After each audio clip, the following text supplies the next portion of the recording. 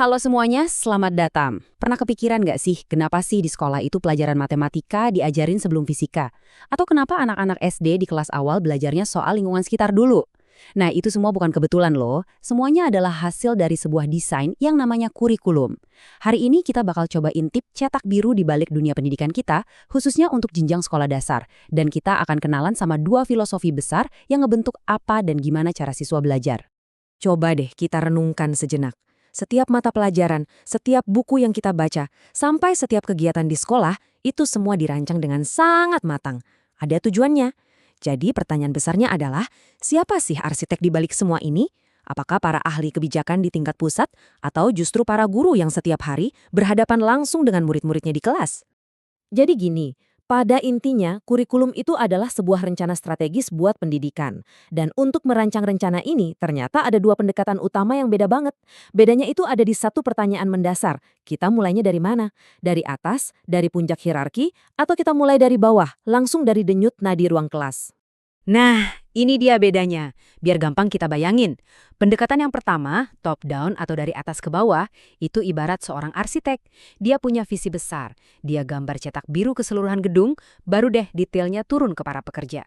Sebaliknya, pendekatan bottom up, dari bawah ke atas, itu lebih mirip kayak seorang pembangun atau tukang. Dia mungkin mulai dari satu ruangan dulu, pahami fungsinya, pastikan nyaman, baru kemudian menyusun ruangan-ruangan itu jadi sebuah rumah yang utuh. Oke, kita dalemin dulu ya. Pendekatan yang pertama, si model top-down. Percaya atau enggak, ini adalah model paling klasik dan paling banyak dipakai di seluruh dunia. Idenya itu datang dari para administrator, para pakar pendidikan di tingkat atas, yang kemudian menyusun sebuah kerangka kerja buat dijalankan sama guru-guru di sekolah. Contoh paling terkenalnya adalah model Tyler dari tahun 40-an. Simple dan logis banget. Pertama, tentukan dulu tujuannya. Anak-anak ini mau bisa apa sih? Kedua, rancang pengalaman belajarnya. Aktivitas apa yang bisa bikin mereka sampai ke tujuan itu? Ketiga, susun pengalamannya secara runut dan logis. Dan yang terakhir, tentu saja, evaluasi. Udah tercapai belum tujuannya? Pokoknya jelas, sistematis, dan terstruktur dari awal sampai akhir. Nah, sekarang kita putar balik 180 derajat. Kita lihat pendekatan yang berlawanan, model akar rumput atau grassroots. Di sini, yang jadi sutradaranya adalah guru. Filosofinya sederhana banget, siapa sih yang lebih paham kebutuhan siswa selain guru yang setiap hari ketemu mereka? Jadi gurulah yang merancang, melaksanakan sekaligus mengevaluasi. Pendekatan ini populer banget loh, terutama buat tingkat sekolah dasar, di mana pemahaman mendalam tentang setiap anak itu jadi kunci utamanya. Model Hilda Taba ini contoh sempurnanya. Coba perhatikan langkah pertamanya, diagnosis kebutuhan. Ini bener-bener kebalikan dari model Tyler tadi kan. Taba nggak mulai dari tujuan besar yang abstrak di awang-awang, tapi dari kondisi nyata siswa di depannya. Kurikulumnya dibangun secara induktif, artinya dari hal-hal spesifik yang terjadi di kelas, baru ditalik jadi sebuah kerangka yang lebih besar. Tentu nggak ada model yang sempurna. Kehebatan model Taba ini adalah kemampuannya buat mendorong siswa berpikir lebih dalam dan memicu diskusi kelas yang seru. Tapi ada juga tantangannya, karena sifatnya yang sangat terbuka, ini bisa jadi sulit buat beberapa siswa. Dan agak menantang juga kalau mau diterapkan di kelas yang kemampuan muridnya sangat beragam. Jadi pertanyaannya sekarang, apakah dunia pendidikan ini harus milih, mau jadi arsitek atau pembangun, top down atau bottom up?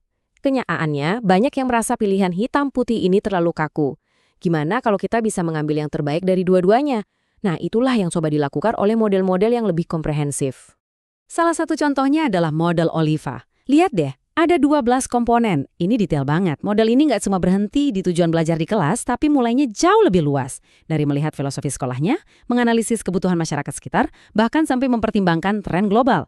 Ini adalah upaya keren untuk menyatukan visi besar dari atas dengan realitas kebutuhan dari bawah. Nah, model-model yang lengkap kayak gini tuh sejalan banget sama tren pendidikan modern, yaitu pergeseran ke arah kurikulum yang berpusat pada siswa.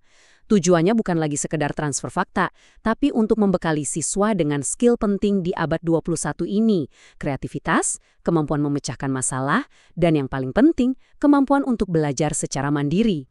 Oke, jadi kalau misalnya Anda seorang kepala sekolah atau pengambil kebijakan, terus gimana dong cara milihnya? Dengan begitu banyak pilihan model, apa sih dasarnya untuk menentukan jalur mana yang paling pas buat siswa-siswa kita? Jawabannya ya, Nggak ada satu resep yang pas buat semua. Pemilihan model itu sangat tergantung sama konteksnya. Sekolah di tengah kota besar dengan siswa yang super beragam mungkin butuh pendekatan yang beda dari sekolah di pedesaan. Semuanya kembali lagi ke pertanyaan-pertanyaan mendasar. Apa sih filosofi sekolah kita? Siapa siswa kita? Dan apakah guru-guru kita siap untuk menjalankan visi itu? Semua faktor ini harus jadi pertimbangan. Dan kutipan dari Nana Shaudi ini benar-benar ngerangkum semuanya sih. Kurikulum itu jantungnya proses pendidikan. Dia bukan sekedar daftar mata pelajaran, tapi sebuah rancangan strategis yang menentukan arah dan kualitas seluruh kegiatan belajar mengajar di sekolah. Penting banget. Nah, sebagai penutup, mari kita kembali ke pertanyaan ini. Di dunia yang perubahannya makin cepat, kita sebenarnya lebih butuh yang mana? Kurikulum yang seperti cetak biru arsitek, presisi, terstruktur, tapi kaku? Atau kita butuh sesuatu yang lebih mirip peta seorang penjelajah, memberi arah tapi juga memberi ruang untuk beradaptasi dengan medan yang tak terduga. Jawaban atas pertanyaan itu akan membentuk masa depan generasi pembelajar kita. Terima kasih sudah menyimak.